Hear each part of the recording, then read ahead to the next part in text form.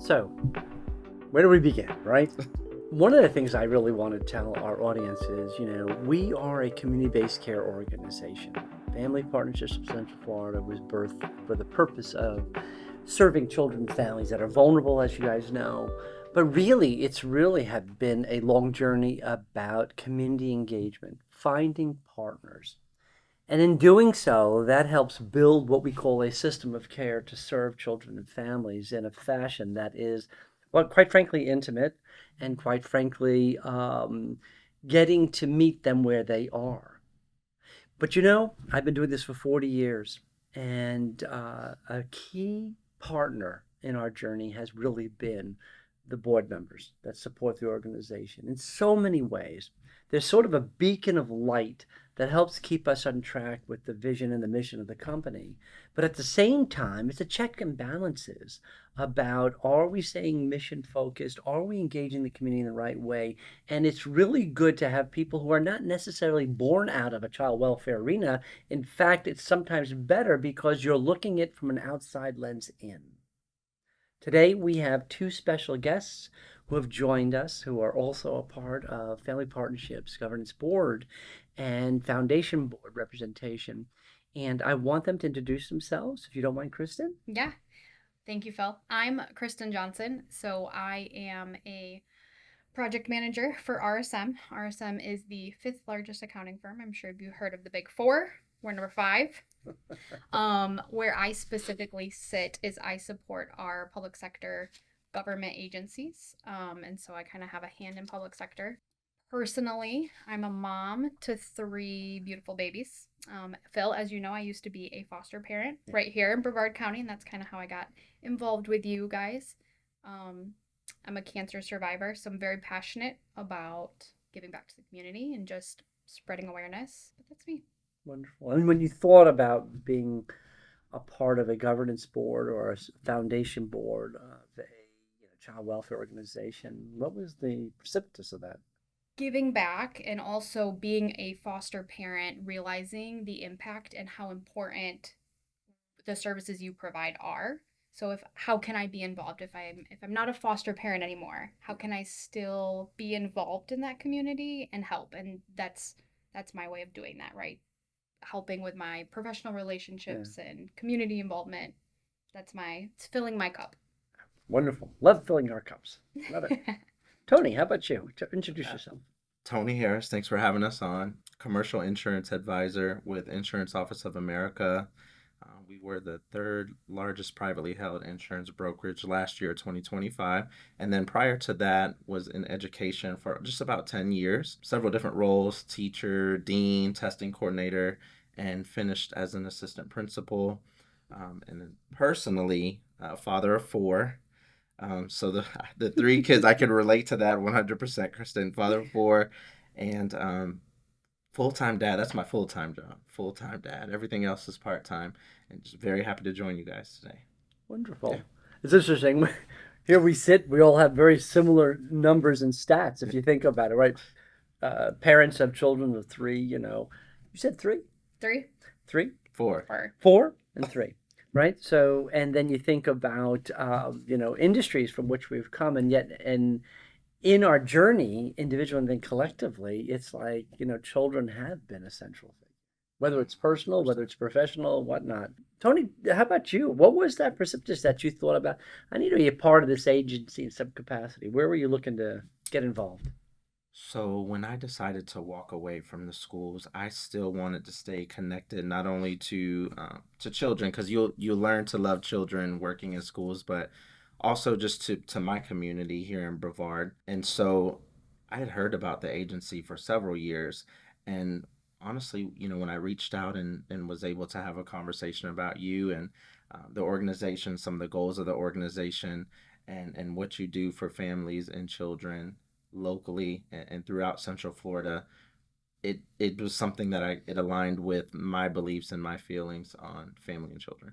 So it was very easy decision to join you guys, to join the board, and to put what time I do have outside of the four kids into supporting the organization and the mission.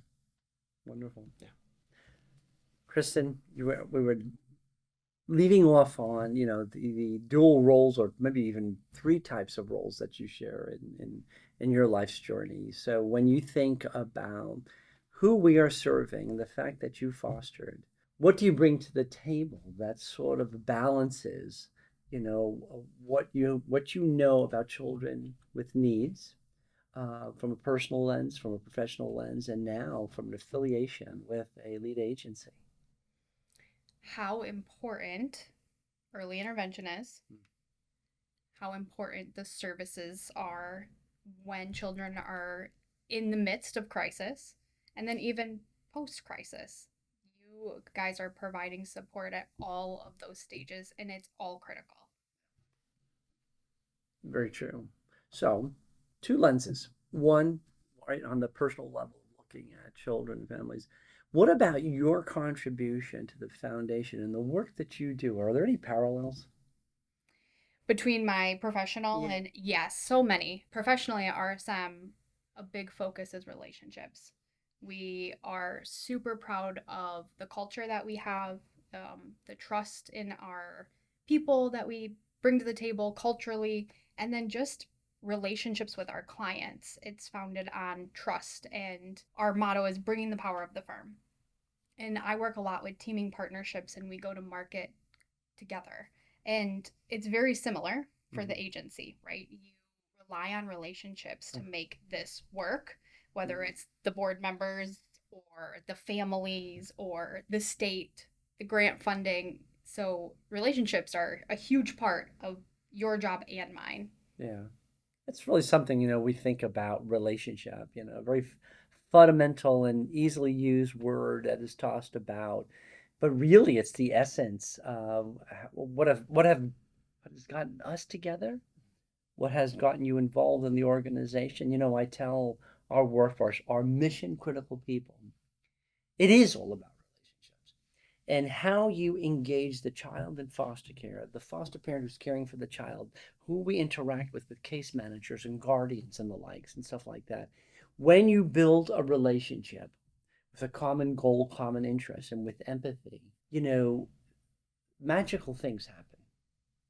And you guys have heard me say, even at board meetings, it's like, we're not just changing a life at a time, we're changing a generation.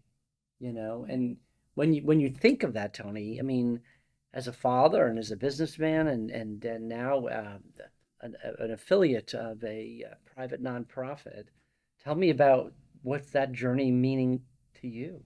Well, the journey that you're building on additional relationships Ah, beyond that which you came, and gotcha, now you're gotcha. extending those experiences into an organization that is doing tremendous work. It's so important because relationships, both personal and professional, can be leveraged for opportunities like this. I think the relationships that we build, like Kristen and I, we use those relationships to try and bring resources in to help causes such as Central Florida Family Partnerships. So, I mean, what we couldn't do it without relationships, you know? Yeah. It's interesting. I think about you and your work and how you're helping people, in financial situations and benefits stuff like that. And it's kind of doing an analysis. It's kind of getting to know what their aspirations are. Mhm. And yet we do that similarly with our kids. Tell me about the fatherhood journey you've had and how does that carry over to the work you do? And then how does that carry over to what you're doing with us? Oh my gosh. So fatherhood has really taught me to roll with the punches. Like this past month, we were dealing with flu A, flu B, pink eye, and everything jumping around the house from one person to another. And, you wake up and you never know what to expect. And so being resilient, I would say, being resilient in everything that you do, because if you rely on everything going perfect, and you kind of crash and burn when it doesn't, that's a little bit more you're relying on, maybe control, versus being resilient, being adaptable, and being a problem solver. And problem solving is what I do professionally as well. 9 times out of 10, when a client has a problem or a concern with their current insurance program or lines, I need to take a look. I've got to dive in and see what's going on and solve that problem. So, problem solving, resilience, I Yeah. would say. Yeah, that's cool. I think about, one thing consistent about life, no matter where you're coming from and what your experiences are, what we know for sure, for certain, is that there will be obstacles and changes that are sometimes unforeseen. And I think about, folks, I spent last night meeting with prospective foster parents and talking about the one question that always comes to mind when introducing foster care to people who are just simply thinking about it is they'll say to me, maybe you'll relate to this. I was hesitant because I wasn't too sure if fostering a child and how it was going to impact my own kids, almost in a cautious way. Do you know where I often take that conversation? You would be surprised with what you think you have trepidation about, and then you experience something. And what I have seen in the lives of bio kids in a fostering home is that they learn and demonstrate empathy at a faster rate than the average kid at that developmental stage. They understand compassion. They sometimes understand how fortunate they are. Mhm. Did you have anything similar with when you watch your children and foster? Were they coexisting at the same time actually or not? Yes, but he was very young. Okay.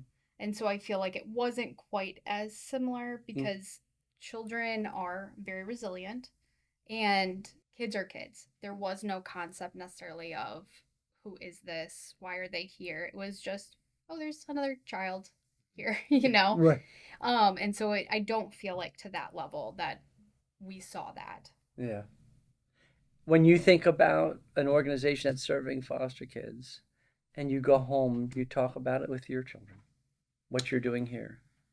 I have not had that conversation with my kids just yet. We're starting to get into the doing for the community as far as like just recently for Christmas, taking one or two of our gifts and taking them and donating them and things like that.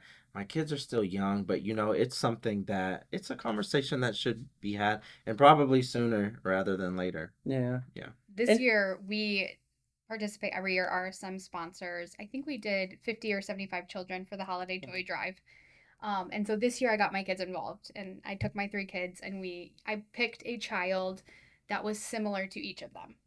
I think one even had the same name, Levi, and same age. And so we went to the store together and we're like, we're going to shop for this child. And it was so rewarding as a parent just to see them, for very spoiled children, my own children, to be so excited about not buying something for themselves was so just satisfying, right? I was so That's proud of awesome. them for going into the store, being so excited, picking out things that weren't for them, but they yeah, were things that, and I intentionally did it so that it would be, they could relate.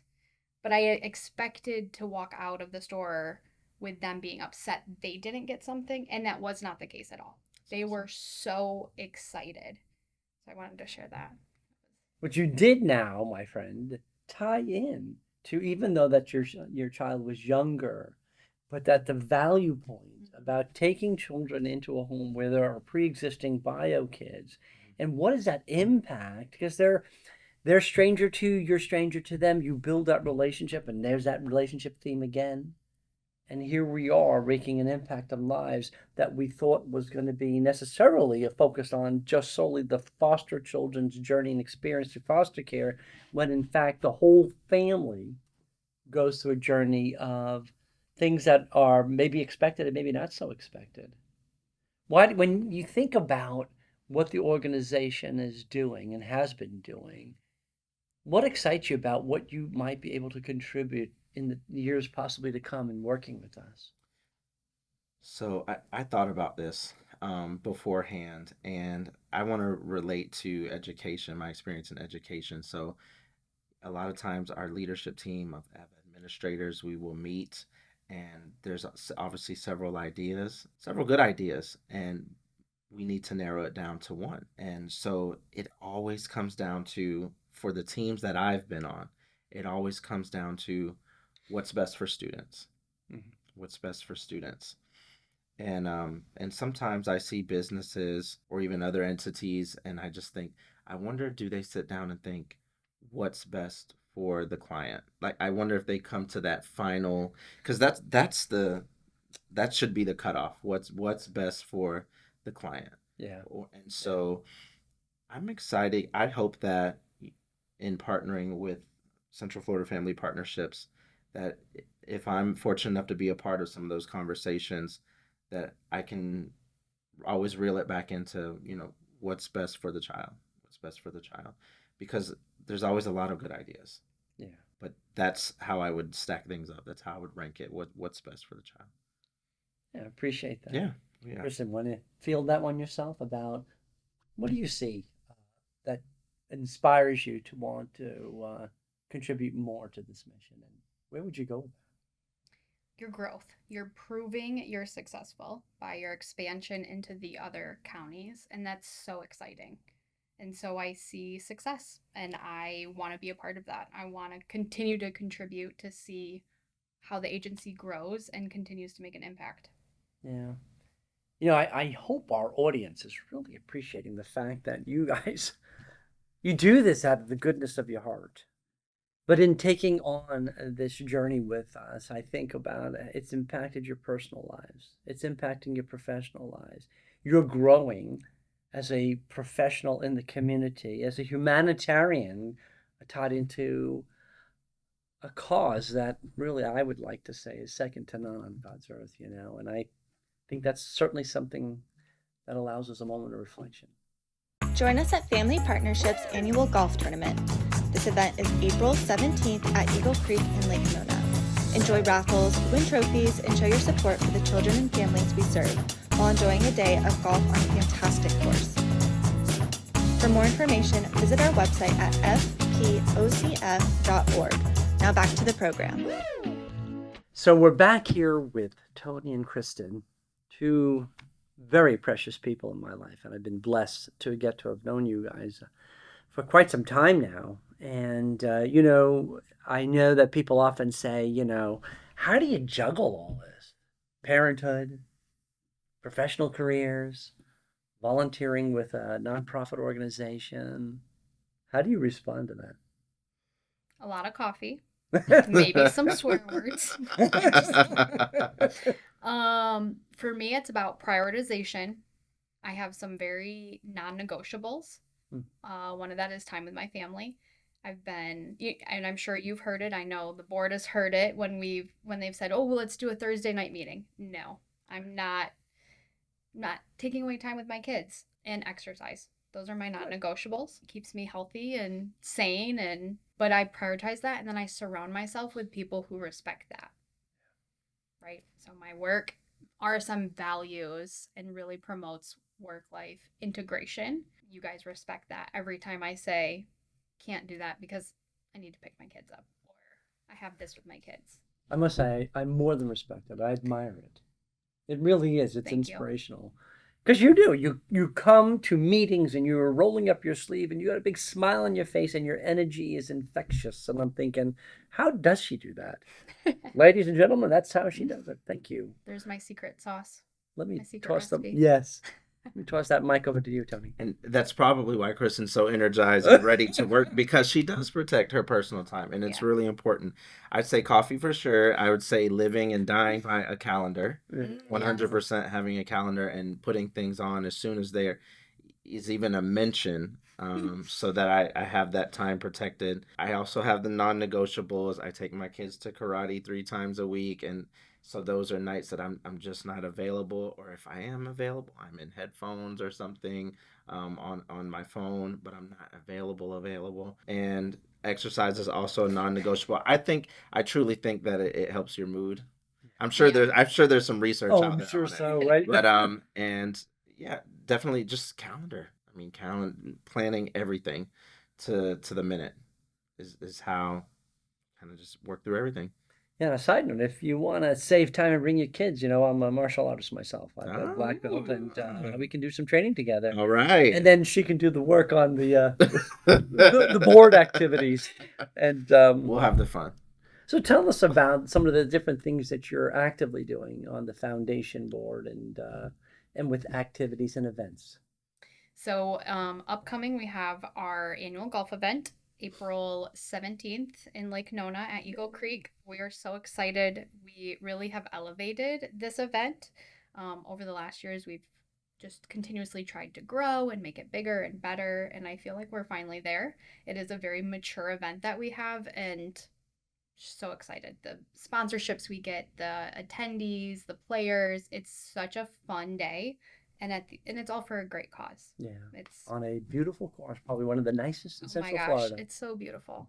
So, speaking about getting involved on events, when you thought about participating as a board member, what was the difference between what you were envisioning, how much involved you were getting, and what time it is actually take to do it? I think that's maybe one of the biggest myths. I originally was like, oh, what is the time commitment going to be? And I think meeting with you at the beginning, I was like, what's the ask from me? I just have a little bit to give, but I want to give. But it's really became so much more, and it's easy. Like Tony said, you pencil it in. Mm-hmm. It's on my calendar. We meet. I'm fully present in our meetings. We come energized. The team's amazing. We work together, and the ask isn't big. We work really hard when we're together, and it's not a lot of time commitment. And then we do our events and have this huge turnaround in charity for the organization. Big Yeah. reward. Yes, it is. Gosh, we couldn't do it without you guys. And Tony, what do you think about what else people who are listening to this can be doing for this organization?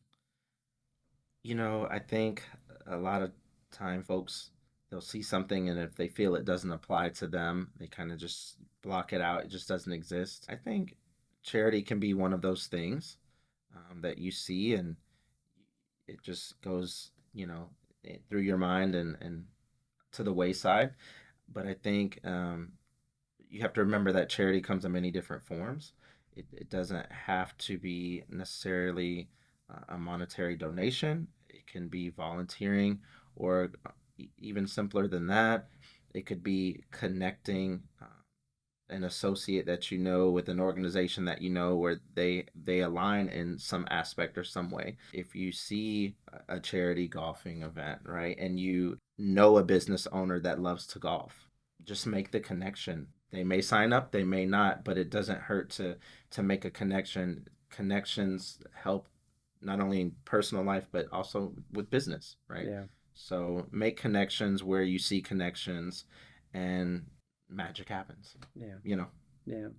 So you attend meetings, you get to interact with staff, a lot of dedicated people who spent, 20, 30, 40 years in this career and sharing with you about what foster care is, what it isn't. You really threw a good word out there, myth. I think about, do people really know what foster children are about, what fostering is about? What is it like to be a member of a board of an agency that is doing a lot of work across 4 counties right now?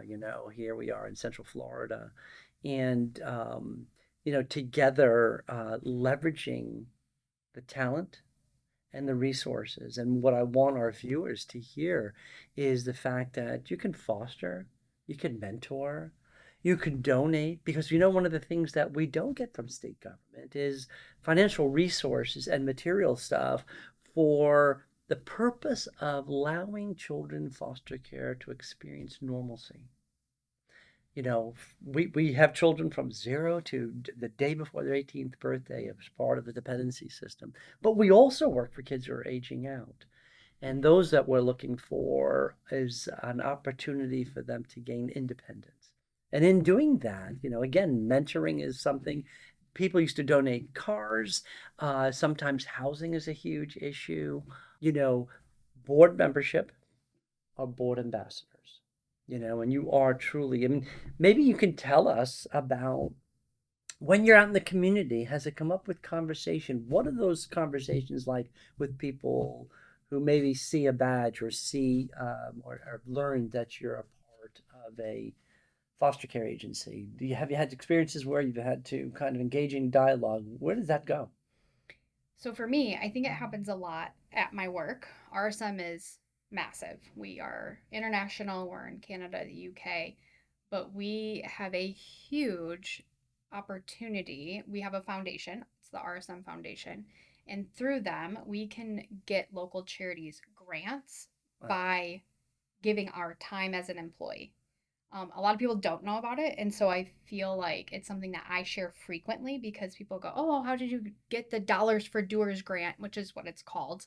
And it's something that RSM gives. They provide a monetary donation annually based on the hours as an employee that I donate to you guys. And so it encourages me to be active in my workplace but also in my community to give back to the community.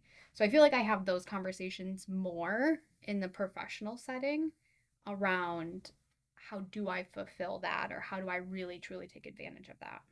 I love that. I think about, what is the ROI when you get involved in an organization like this? What's that return on investment? I mean, it's the heart, right? Mm-hmm. However, you represent a very well-known organization who's doing a service to the community. But for someone who is outside of your industry thinking, when I solicit services from a company that is giving back to its community unselfishly, and I think, that's probably the one I would choose over the others, when I think about that. And you're growing growing into an industry that probably has the same opportunity. Do you reflect on that, about how this will bode well on what you're doing in a service provider way? I was surprised when I joined IOA how much charity and donations and that they give back to the Central Florida community. And so they encourage all of us to come to the events, whether it's donating blood or a 5K or whatever it may be. And then they also encourage us to find an organization that we feel like meets a personal mission of ours. And so, I think that having a personal mission that also aligns with something that professionally is being put out by your employer, and those things that align, it ends up, it's a win-win for work and for personal. And so I really enjoy that I've found an organization that really can do both. We're happy that you did, because now you're here with us. Yeah. Final last thoughts about today's discussion, and anything resonates with you, anything you want to leave the listener.